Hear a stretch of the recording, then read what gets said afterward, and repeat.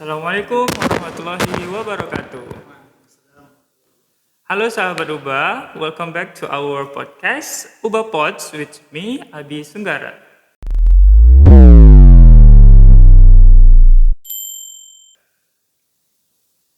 Hari ini kita kedatangan narasumber yang bisa dibilang cukup menarik untuk kita ulik bersama nantinya. Di pembahasan kali ini, beliau merupakan seorang yang aktif dalam organisasi keagamaan, praktisi pendidikan, kemudian juga memiliki pengalaman-pengalaman yang sangat bisa dikatakan cukup fantastis begitu ya.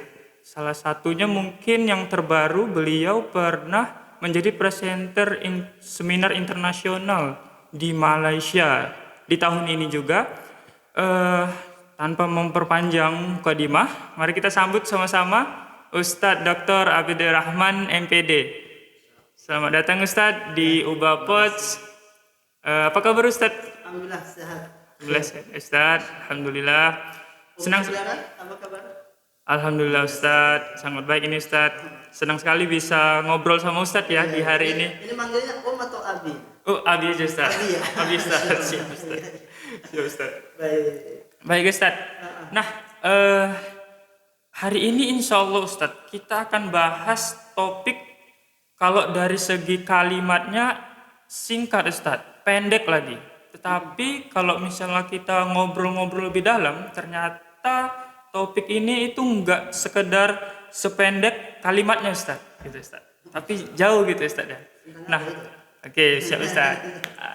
Oke, topik kita hari ini kita akan bahas tentang bagaimana kiat menjadi keluarga Allah, Ustaz.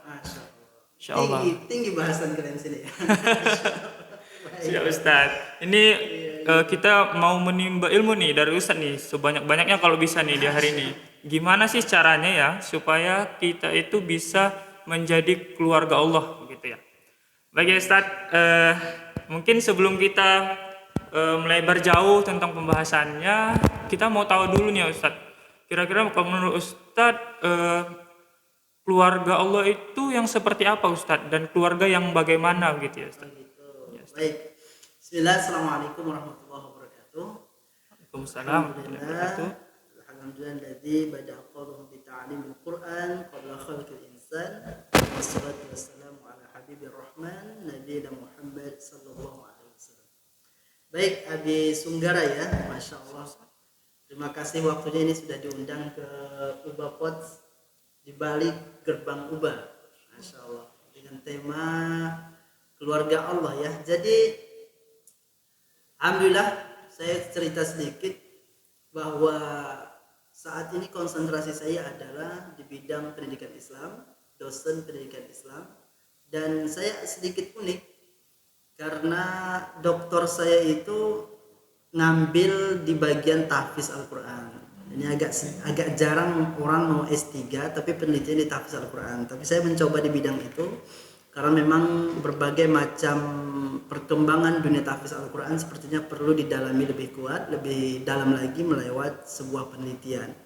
Nah, jadi salah satu motivasi saya kenapa saya bergerak di bidang Al-Quran, karena memang ada satu hadis yang diriwayatkan oleh Ibnu Majah dan Abu Daud bahwa Rasulullah SAW sampaikan kepada para sahabat, Inna lillahi ahlun minan nas, bahwasanya Allah itu ternyata punya keluarga dari kalangan manusia. Jadi Allah punya keluarga dari kalangan manusia. Itulah mengapa kita harus menggali lagi, ternyata ada nih yang spesial nih. Jadi sahabat Uba, ketika itu Rasulullah SAW ditanya oleh sahabat, manhum ya Rasulullah? Loh, siapa mereka? Apa iya? Allah itu kan kok punya keluarga di dunia. Benar. Manusia pula itu kan? Benar. Nah, ternyata Rasulullah SAW sampaikan, hum ahlul Quran. Keluarga Allah itu adalah ahlul Quran. Ahlullah wa khossatuhu, bahkan disebutkan mereka adalah keluarga Allah dan orang spesial, orang yang khusus. Nah, inilah motivasi besar saya sebenarnya kenapa saya mau menggeluti di bidang Al-Quran. Nah, Jadi kalau ditanya siapa mereka ahlullah, siapa keluarga Allah, mereka kalau perspektif hadis ini itu orang yang bergerak dalam Al-Quran. Nah, jadi motivasi saya cuma itu. Yang kedua memang suatu ketika ini hal yang mungkin perlu juga kita berikan motivasi kepada diri kita masing-masing. Kalau saya motivasinya kalau berkaitan dengan pahala, tentu banyak sekali pahala-pahala dalam membaca Al-Quran dan saya mengambil bagian dari itu. Tapi yang amat besar itu adalah pertama menjadi Allah, keluarga Allah. Karena bayangkan saat ini di saat misalkan perpolitikan kita yang sangat luar biasa, menjadi keluarga salah satu calon udah seneng kali ya. Saya keluarganya Fulan ini. Setuju. Jadi ada kaitan silsilah sedikit aja sama orang besar. Wah, kita seakan-akan bahkan kalau itu ada media, ada satu orang ditilang. Begitu ditilang dia bilang saya keponakan anggota DPR. Masya Allah. Jadi di tahap itu saja dia bangga kan. Bagaimana kalau kita mengaku nanti dan diakui pula kalau kita itu adalah keluarganya Allah dan Allah mengakui itu. Nah, ini sangat luar biasa. Nah, apa peran kita dekat dengan Al-Quran? Nah, itu pertama. Jadi yang kedua yang sangat menarik juga adalah ketika dulu jadi kita punya nabi namanya Nabi Muhammad SAW. Kebetulan ini bulan Rabiul Awal, bulan yang kita memperingati hari kelahiran dia. Banyak masjid-masjid yang mengadakan perayaan Maulid Nabi sebagai wujud cinta kepada Rasulullah SAW. Kita tidak membahas hukum min hada, apa hukum yang terkait dengan hal ini, tapi kita mengapresiasi umat Islam saat ini yang sangat bergembira, yang sangat luar biasa menghormati, memuliakan dan mencintai Rasulullah SAW. Nah, jadi salah satu kelebihan Nabi kita adalah bahwa Nabi Muhammad SAW tak pernah berdoa buruk kepada umatnya. Nah, beda dengan misalkan Nabi Nuh, kenapa Allah Subhanahu wa taala akhirnya tenggelamkan umat Nabi Nuh itu ketika Nabi Nuh sendiri sudah menyerah dengan dakwahnya. Dia dakwah umatnya nutup kuping kan sama biasa itu. Tidak ada yang mendengar ya Ustaz ya. Mendengar. Nah, 900 tahun ya kalau nggak salah dia dakwah, yang ngikut cuma 90 tahun. Nah, akhirnya dia minta kepada Allah, udahlah kasih pelajaran sama orang. Tidak begitu dengan Nabi Muhammad. Jadi Nabi Muhammad itu disakiti bahkan ketika perjuangan dakwah Nabi Muhammad itu yang paling sengit adalah ketika dia ditinggal oleh Khadijah dan Abu Thalib. Jadi dalam sejarah itu sokongan dakwah dari segi materi, dari segi biaya itu disokong oleh Khadijah.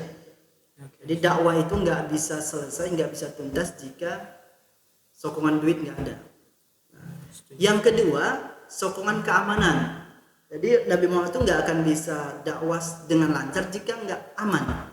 Dan keamanan itu dia dapatkan dari pamannya Abu Thalib. Jadi bagaimanapun orang mencaci dia, bahkan menghendak menyakiti dia, selama ada Abu Thalib, orang masih ketakutan. Bahkan Abu Jahal sendiri takut sama Abu Thalib.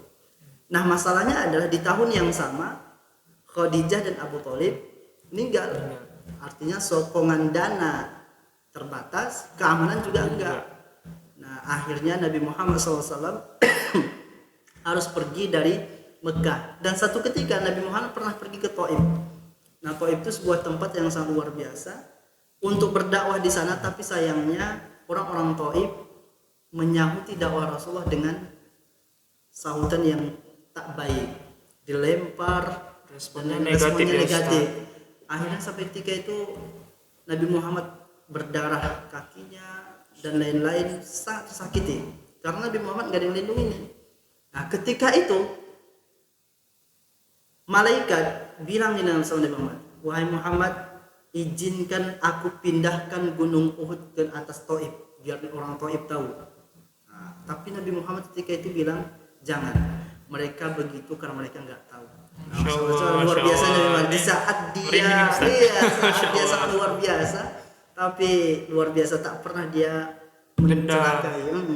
Nah, tapi begitu Nabi Muhammad mengeluh, mengadu kepada Allah, itu langsung diabadikan dalam Al-Quran. Apa itu? Rasulullah SAW sampaikan, wa qala Rasul ya Rabbi inna qaumi ittakhadhu hadzal qur'ana mahjura.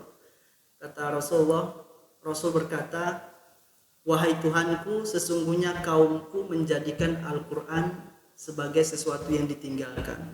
Nah, inilah pengaduan Rasulullah yang diabadikan dalam Al-Qur'an, bahwa banyak umatnya ternyata akhirnya berpindah atau bahkan melupakan Al-Qur'an, meninggalkan Al-Qur'an. Nah, itu dua motivasi besar saya kenapa saya meskipun agak luar biasa tantangannya untuk melanjutkan penelitian dan pengabdian di bidang Al-Quran, termasuk di Utsman bin Ali kita buat sebagai wadah untuk Al-Quran Allah, karena dua motivasi yang sangat luar biasa. Itu sebagai pengantar Abdi Songgara. Insyaallah ini sangat detail sekali bagaimana keluarga Allah itu dan seperti apa gambarannya keluarga Allah itu. Ternyata adalah yang dimaksud keluarga Allah di sini adalah mereka yang senantiasa mendekatkan diri untuk senantiasa membaca dan berusaha dekat dengan Al-Quran gitu ya Ustaz. Baik Ustaz. Nah, kalau kita lihat Ustaz, tentu saja untuk menjadi keluarga Allah yang senantiasa dekat dengan Al-Quran Ustaz, jika akhir-akhir ini Ustaz kita lihat kayak permasalahan sosial yang ada di mana kayak kurangnya perhatian orang tua kepada anaknya, atau anaknya mungkin dibiarkan bermain handphone atau gadget yang dalam waktu yang sangat lama gitu kan Ustaz. Artinya ada gapnya gitu Ustaz.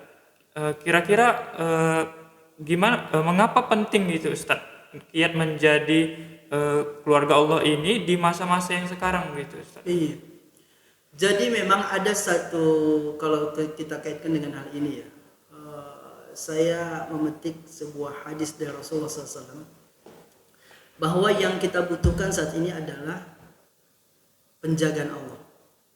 Nah, jadi ini kepada orang tua, kepada kerabat, kepada saudara kita semua, perlu kita saling mengingatkan bahwa anak kita ini, keturunan kita ini tak akan mungkin bisa kita jaga seterusnya. Saya punya anak 5 di rumah, gak akan bisa saya mengandalkan diri saya sendiri, mengandalkan istri untuk menjaga mereka. Nah, gak akan mungkin, karena saya dilahirkan tahun 89, anak saya dilahirkan tahun 2014, 2015, 2016 misalkan. Artinya kelahiran saya sama kelahiran mereka sangat jauh sekali. Dunia saya dengan dunia mereka sangat jauh sekali. Metode pendidikan saya dengan metode pendidikan sangat jauh sekali bedanya. Sentuhan kepada saya dulu dari orang tua saya dan sentuhan kepada mereka dari orang tua mereka itu sangat berbeda. Nah, itu artinya peluang mereka ke depannya untuk bisa di jalan yang kanan atau malah terjerumus ke jalan yang kiri itu besar. Nah, dalam hal ini jangan paksakan diri untuk menjaga anak-anak ini, tapi jadikan Allah yang menjaga mereka. Nah, jadikan Allah yang menjaga mereka. Bagaimana caranya?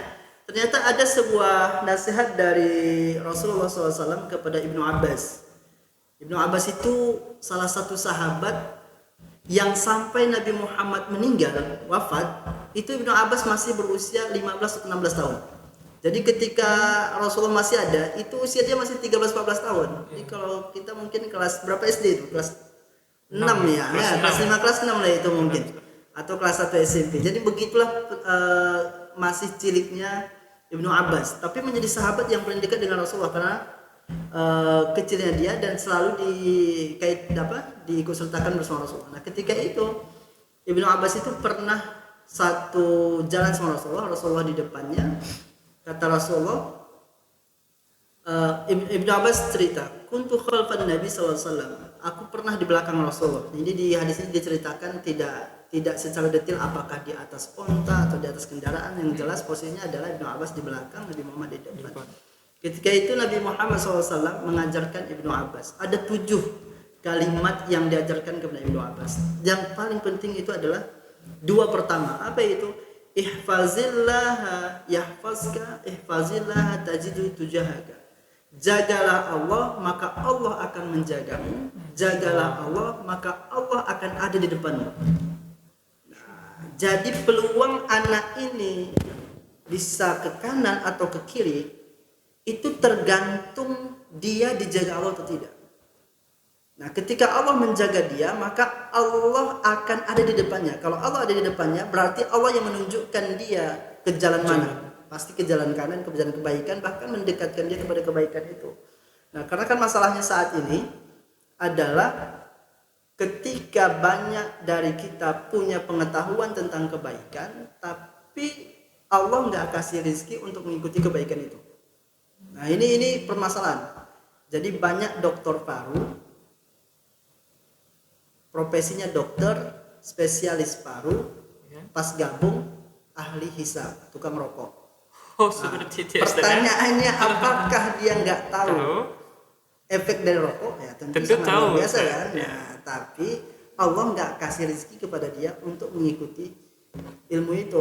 Makanya kita kan selalu berdoa, Allahumma arinal haqqa haqqa warzuqna littiba'ah. Ya Allah, tunjukkan kami kebenaran itulah kebenaran dan rezekikan kepada kami untuk mengikutinya. Wa arinal batila batila warzuqna lijtinabah. Tunjukkan pada kami keburukan itulah keburukan dan berikan rezeki untuk menghindarinya. Karena nggak bisa dengan ilmu pengetahuannya kecuali dengan diiringi dengan amalan. Nah, dalam konsep itu tadi, kita butuh anak ini dijaga oleh Allah. Nah, kalau mau dijaga oleh Allah, maka jaga Allahnya. Jaga Allah, maka Allah akan menjagamu. Nah, cara yang paling tepat untuk saat ini bagi anak-anak kita adalah selain mendekatkan dia dengan amalan ibadah, sholat dan yang lainnya, dekatkan dengan Al-Quran. Karena ketika mereka sudah menjadi ahlul Quran, maka dia sudah menjadi ahlullah, keluarga Allah. Ketika dia sudah menjadi keluarga Allah, maka Allah akan jaga. Nah, dalam hal ini, ya sebuah motivasi dan dorongan kepada orang tua. Yuklah kita batasi anak-anak untuk memegang gadget, menonton YouTube, nonton TV, bermain game. Berikan mereka permainan pengganti untuk itu, dampingi mereka, ajak mereka duduk sama, dan kalaupun main game, berikan batasan. Jadi saya mengutip dari Profesor Rida Dharmajaya yang pernah menggaungkan gerakan sehat gadget, gerakan gadget sehat ya. Dia menyampaikan satu hal yang saya kira menarik. Kita yang bermain gadget, jangan gadget yang memainkan kita. Nah, jadi ketika kita mau megang gadget, kita udah tahu nih kita mau buka apa. Jangan kita belum tahu mau buka apa, tapi kita buka gadget. Itulah akhirnya kita scroll sana, scroll sini, akhirnya main game. Dan berapa banyak akhirnya anak-anak yang naudzubillah terjerumus pada konten negatif. Konten negatif bukan hanya seksual ya, itu pun luar biasa, pornografi itu sangat luar biasa. Tapi kekerasan-kekerasan yang ada, yang saat ini juga kita perlu pahami bagi orang tua bahwa kasus seksual misalkan, permasalahan pornografi, jangan samakan perspektif orang tuanya dengan perspektif anaknya. Mohon maaf, bagi orang tua melihat gambar atau video iklan yang sedikit terbuka auratnya atau sedikit bersentuhan dengan lawan jenis itu hal yang biasa. Tapi bagi anak-anak itu sudah sangat luar biasa. Maka harus hati-hati dalam hal ini. Mereka kan nggak tahu itu buruk atau negatif atau positif, tapi nanti ketika mereka melihat itu akan mendorong mereka kepada yang negatif. Maka ya hati-hati, memang gadget ini tantangan besar. Di dalam hal itu juga di sisi lain kita nggak mungkin menjauhkan anak dari gadget karena zamannya itu ya. Pasti itu. Tapi ya kita lihat juga beberapa konsep dari orang-orang yang sukses dalam hal ini. Mereka membatasi anak mereka untuk gadget dan fokus pada pendidikan, pengetahuan, peradaban. Dan kita umat Islam punya solusi terbaik, dekatkan dengan Al-Quran. Nah, ketika mereka didekatkan dengan Al-Quran itu sangat luar biasa. Kenapa? Karena Al-Quran itu akan menjaga mereka. Dengan Al-Quran mereka menjadi keluarga Allah. Allah akan menjadi orang khususnya Allah ini. Orang Al-Quran ini orang khususnya Allah. Nah itu, saya kira itu Pak Abi Sunggara. Masya Allah. Ya walaupun ya Ustadz kadang-kadang kita juga kan agak sulit ya Ustadz kalau misalnya ngasih pemahaman, apalagi anaknya masih kecil gitu kan Ustadz. Ketika kita bilang ayo kamu ini dong tambahin hafalannya misalnya, tapi di sisi lain juga dia ada rasa kanak-kanaknya yang dimana dia harus bentar dong Uma Abi aku kan belum main gadget nih satu harian, boleh nggak kayak main gadget gitu. Nah di titik itu kayak kita juga agak dilema kan Ustadz, kita harus ngerti juga apa ya psikologisnya anak tadi gitu kan, supaya dia juga dapatkan haknya untuk bermain juga begitu kan Ustadz. Nah mungkin situ mungkin salah satu kita harus lebih bijak gitu ya Ustadz. Iya. Jangan terlalu kita kekang anaknya, dan jangan terlalu juga kita beri kebebasan bisa mengakses apapun di handphone itu kan Ustadz. Oke. Tapi saya gini lah, kalau bicara itu ya. Jadi kadang-kadang memang teori-teori yang saat ini lahir dari berbagai macam para pakar ya, kadang-kadang membenturkan antara keagamaan, pengetahuan dengan kebutuhan anak. Jadi anak itu nggak boleh dipaksakan karena mereka masih dunia main. Anak itu gini-gini dan begini, jangan paksakan otak kirinya tapi ada otak kanannya. Nah, dalam hal ini saya kira tidak perlu dibenturkan antara hal ini dengan hal ini. Tapi yang paling perlu kita diskusikan adalah bagaimana menyatukan satu persepsi, menyatukan satu metode, strategi bahwa ketika kita melakukan ini nggak tercederai. Dunia mainnya nggak tercederai, tapi ininya dapat. Nah, dalam hal ini, Habis Sunggara ini sebagai motivasi bagi kita ya. Saya sebagai peneliti bidang Al-Quran, bidang tafsir Al-Quran dan bidang beberapa hal. Jadi, ketika saya mendengarkan psikolog ngomong bahwa anak itu umur segini jam segini jangan dipaksakan. Lalu bahkan menyalahkan orang tua yang memaksakan anaknya menghafal Al-Quran di usia yang cukup dini gitu. Sementara kita melihat beberapa ulama-ulama besar kita, mereka dari kecil sudah. Itu yang pertama ya sekali. Yang kedua, bahwa dalam beral-Quran itu nggak kaku loh. Al-Quran itu nggak mesti kita duduk rapi, bersila, pakai peci, pakai sarung, duduk lalu baca nggak seperti itu. Jadi mohon maaf, bukan untuk membangga-banggakan. Saya setiap mengajarkan anak-anak Al-Quran itu nggak ada yang suntuk. Bahkan anak saya pribadi, si Hanifah, si Fatih, karena sayanya yang kurang waktu di rumah. Tapi kalau sama saya, seperti pagi tadi sebelum saya kemari, si Hanifah itu bisa menambah hafalan satu ayat yang jumlah barisnya 3 baris lebih dalam waktu 30 menit, dan dia fun-fun aja kok. Kenapa? Karena itu semua ada metode. Nah, dalam Al-Quran kita jangan batasi bahwa Ahlul Quran itu keluarga Allah yang itu Ahlul Quran, keluarga Al-Quran hanya di bidang menghafal. Nah, ini yang kadang-kadang kita berarti hafiz Al-Quran itu adalah Ahlullah. Lalu kita ini apa gitu kan?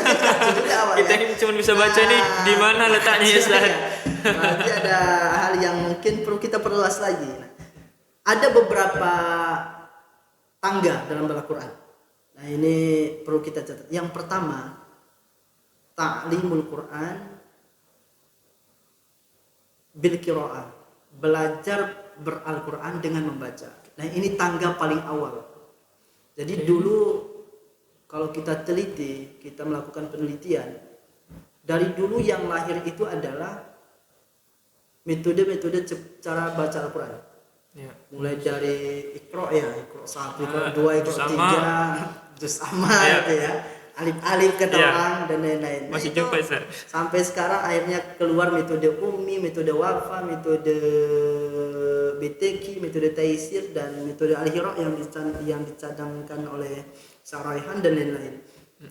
Saya punya metode namanya metode Rahmani, tapi setelah saya baca metode Asy-Syafi'i, saya lihat hampir sama, sehingga saya tidak bukukan lagi. Karena saya sebagai orang akademis sangat khawatir dengan plagiat. Jadi kalau sudah ada dicetuskan orang, paling nanti kita analisa mana yang membedakan. Kalau sama, meskipun sebelumnya saya buat metode itu tanpa melihat Asy-Syafi'i, tapi ternyata sudah ada dicetuskan ya. Alhamdulillah sudah ada tercetuskan. Jadi membaca itu yang pertama. Setelah membaca, bisa membaca dengan terbata-bata, mulai dari alif-alif, mengenal huruf, mengenal kata dan lain-lain, baru masuk kepada membaca. Membaca itu tartil dengan lancar. Nah, kemampuan kita harus ditingkatkan sampai ke sana. Kemudian bagi kita Ada yang sambil membaca dia juga menulis. Jadi menyibukkan diri dengan menulis Al-Qur'an. Nah, itu juga bagian dari ahlul Qur'an. Enggak mesti. Kemudian masuk ke tahfizul Quran, menghafal Al-Quran. Nah, itu sekarang ini yang lagi menjamur dengan berbagai macam metodenya. Dan saya saat ini sedang menyusun satu buku metodologi tahfizul Quran zaman klasik sampai modern. Saya sedang garap, mudah-mudahan akhir tahun ini bisa terbit biar bisa jadi rujukan juga bagi teman-teman penelitian yang lain. Kemudian masuk kepada tadabburil Quran. Nah, di sini juga satu hal yang paling penting. Tadabbur Al-Quran yaitu memahami Al-Quran. Nah, Utsman bin Ali, kenapa kita godok menjadi sebuah lembaga pendidikan yang menghafal Al-Quran dan juga memahami isi kandungannya, memahami apa artinya. Karena memang perkaranya adalah Al-Quran ini bukan bahasa tembung. Itu yang masalahnya. Kalau bahasa Tanjung Beringin, bahasanya Pandi, mudahnya gitu kan. Masalahnya Al-Quran ini turunnya di Arab dengan bahasanya bahasa orang Arab. Bahasa fushah pula, di mana orang Arab itu sendiri butuh terjemahan lagi untuk memahami Al-Quran. Apalagi kita orang Indonesia kan, nggak semudah itu. Nah, alhamdulillah kita sudah dibantu oleh Kementerian Agama. Al-Quran itu sudah ada terjemahannya. Jadi tinggal baca terjemahannya kan, dan anak-anak kita hafalkan terjemahannya. Dan itu sangat menarik sekali karena inti dari beral-Quran itu adalah menjadi ahlul Quran itu adalah pertama mengamalkan Al-Quran, yang kedua berakhlak dengan Al-Quran.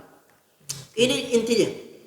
Jika dia bisa baca, bisa menulis, bisa menghafal, bisa mentadaburi, tapi dia tidak mengamalkan, tidak berakhlak dengan Al-Quran, ya nonsense. Kenapa? Karena nanti yang dihisab adalah mata malun, apa yang kamu lakukan, apa yang kamu amalkan, bukan mata lamun, apa yang kamu ketahui.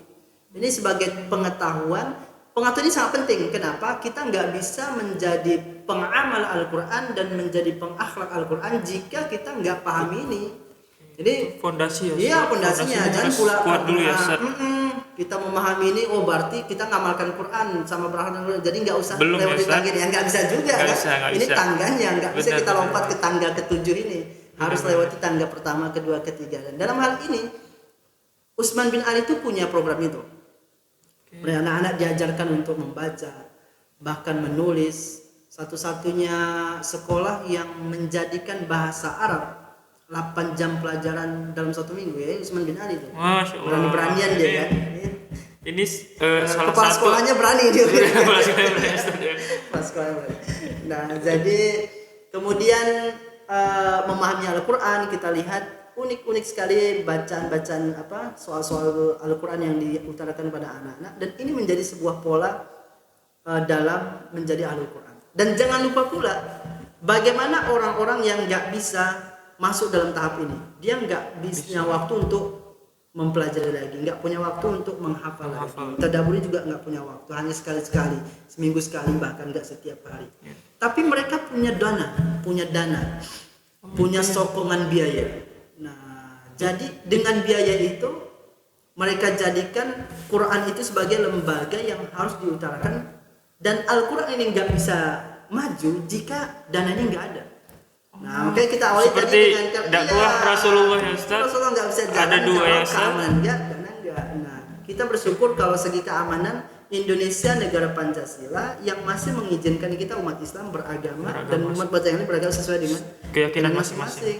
Dan kita diizinkan itu tanpa harus mengganggu yang lain. Bayangkan saat ini sahabat-sahabat kita di Palestina, di Gaza, gimana mau buka Al-Quran? Mereka untuk makan dan minum saja saat ini dah kesulitan kan? Dan kita alhamdulillah itu. Dan sokongan dari itu penting. Al-Quran itu bisa sampai ke tangan Abi Sunggara, sampai ke tangan Abi Pandi, sampai ke tangan anak-anak karena ada yang cetak. Setuju Ustaz. Iya. Setuju Ustaz. Kalau nggak ada yang cetak, nggak ada yang cetak, siapa ya kan? Nggak mau tulis tangan semua itu. Untuk mencetak Al-Quran itu ada pabriknya. Nah, buat pabrik nggak pakai daun, harus pakai dana. Nah, apakah itu nanti ujungnya dibisniskan atau enggak, itu kita di luar kendali kita. Yang jelas itu butuh dana. Dan itu termasuk ke itu Al-Quran. Kenapa kita membatasi dengan hal ini kan? Nah, kemudian anak-anak ini ketika sekolah ke si A tidak ada pelajaran Al-Quran, sekolah si B tidak ada pelajaran Al-Quran. Rupanya ada satu orang yang punya biaya besar, dia mewakafkan biayanya untuk mendirikan lembaga Al-Quran, lalu di dalamnya mereka membaca Al-Quran. Nah, mereka membaca Al-Quran ini karena sokongan dana dari si A ini, maka bagian Pahalanya dari itu, juga si A juga ya merupakan itu Ahlul Quran itu kan sangat luas sekali. Insya Nah Allah, itu insya yang Allah. disegara, Masya Allah. Ini Luar biasa. mudah-mudahan kita yang bahas tentang Al-Quran ini Ustaz, dan sahabat Uba yang di rumah mungkin yang mendengarkan ini gitu Iya. kan. Mudah-mudahan pahalanya juga ke kita dan Amin, juga amin, amin. pahalanya juga nanti ke sahabat Uba yang ada di rumahnya ya Ustaz. Amin. Dan menjadi ahlul Quran. Ahlul Ustaz. Quran, ahlul Amin ya Masya Allah. Iya. Oke Ustaz. Nah, ini pertanyaan terakhir yang mungkin Ustaz di sesi jadi, ini. jadi. Ini lebih ke gimana Ustaz? Tips dan triks yang mungkin yang Ustaz untuk kita bisa menjadi keluarga Allah gitu Ustaz, lewat Al-Quran. Baik. Dalam hal ini Abi Sunggar, saya coba kutip sebuah kisah. Jadi dulu Abu Bakar As-Siddiq radhiyallahu anhu pernah datang ke rumahnya Aisyah. Jadi dalam sejarah kan Abu Bakar As-Siddiq itu bukan hanya sahabat Rasul, tapi juga mertua. Nah, Ya, benar. Aisyah itu anaknya Abu Bakar itu. Nah, kalau sudah mertua ini datang ke rumah menantu, nah itu bebas saja, karena yang di dalam anaknya. Ya, Nah, betul. jadi ketika itu Nabi Muhammad SAW itu sebuah kebiasaan dia adalah menggunakan surban, itu pakaian dia. Dia kemana-mana pakai surban karena rambut Rasulullah itu cantik dan terurai dan nggak pendek kayak awak ini, agak panjang dia. Tapi nggak dia tutupi dengan surban. Tapi mohon maaf ya, jangan simpulkan bahwa surban itu sunnah yang harus dilakukan. Orang nggak pakai surban nggak sunnah, ini kacau juga awak kan. Ini kadang-kadang jadi masalah itu Rasulullah pakai jubah, lalu awak harus pakai jubah. Kalau nggak pakai jubah nggak sunnah. Ya Abu Jahal pun berjubah waktu Iya, itu. benar Ustaz. Seharusnya dia ikut sunnah juga itu Ustaz. Jadi nggak sebatas itu. Nah, jadi ketika Abu Bakar As-Siddiq masuk ke rumah Aisyah, ketika itu Nabi Muhammad tidak mengenakan sorban. Nah, ketika itu terlihatlah rambut Rasulullah itu sudah mulai beruban. Nah, ketika melihat Rasulullah beruban itu khawatir. Ada kekhawatiran dari Abu Bakar As-Siddiq karena sebuah keyakinan orang beruban itu nggak lama lagi, udah tua maksudnya kan. Nah, jadi Abu Bakar As-Siddiq langsung nanya, "Laqad syibta ya Rasulullah?" Kok udah mulai beruban Rasul? Kok sudah mulai putih rambut? Kata Rasulullah, "Syayyabatni suratuhu." Ubanku timbul karena Allah turunkan surah Hud. Nah, surah keberapa itu? Surah ayat keberapa? Rupanya diteliti oleh ulama tafsir, oleh pakar kita. Surah yang dimaksud adalah surah Hud ayat 120. Apa perintahnya? Fastaqim kama umirta. Istiqomah. Nah, jadi saya menulis buku metode muqatta'ah, hafal juz 30 dalam 30 jam.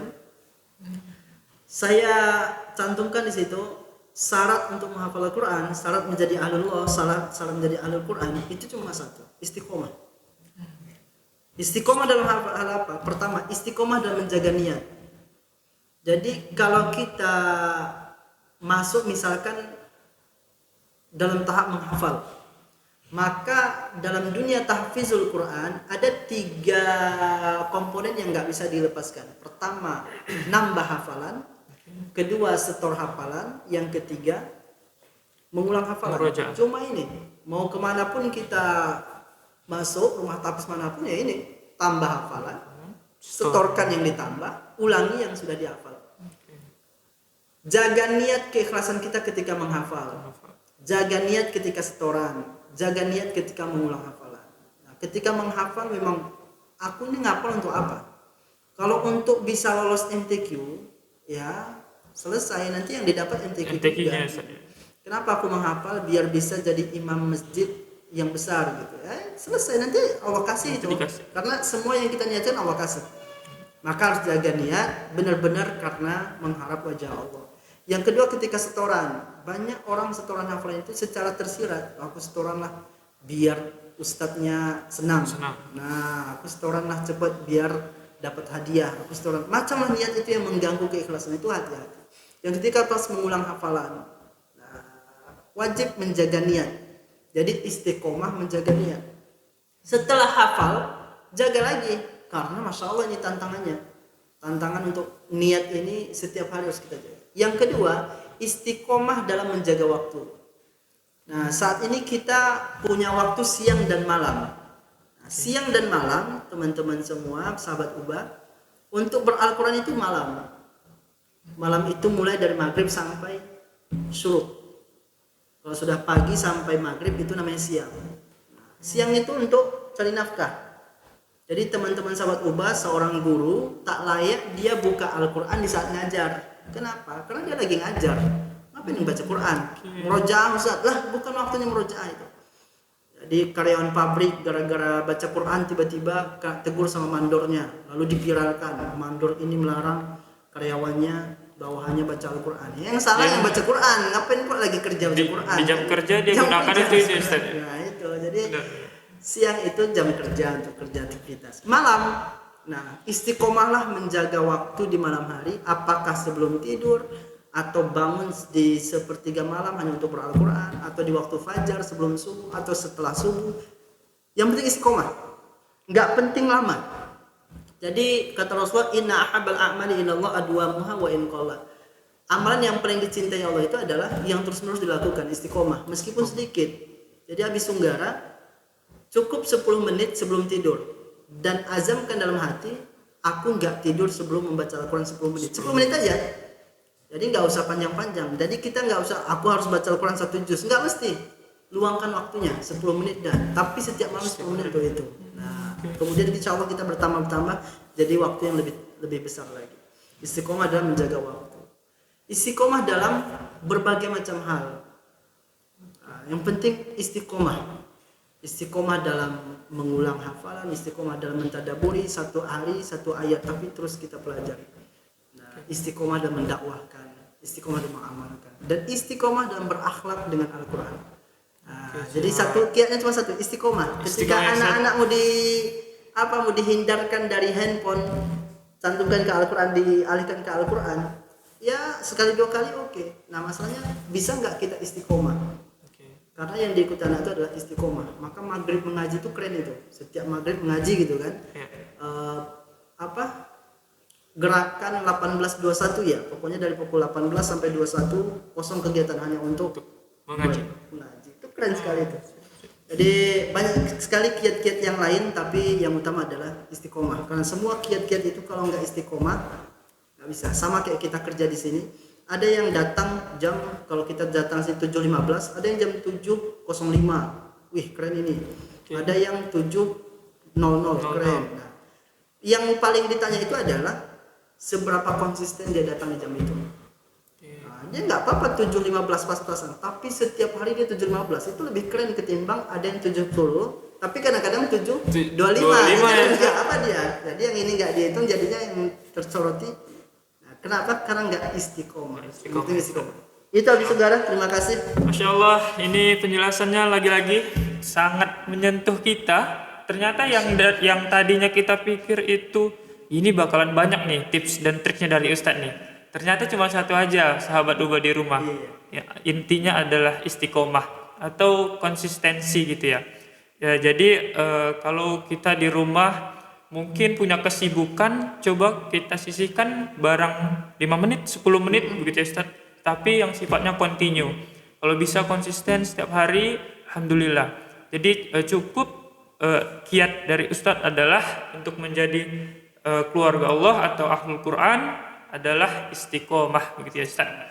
Baik Ustaz, ini terima kasih sekali Ustaz wawasannya, pengetahuan barunya, kemudian waktunya juga ini.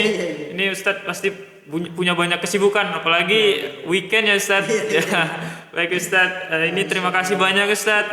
Mudah-mudahan nanti kita bisa ngobrol-ngobrol lagi di topik yang lain, di topik yang lebih seru lagi ya. Gitu ya Ustadz ya.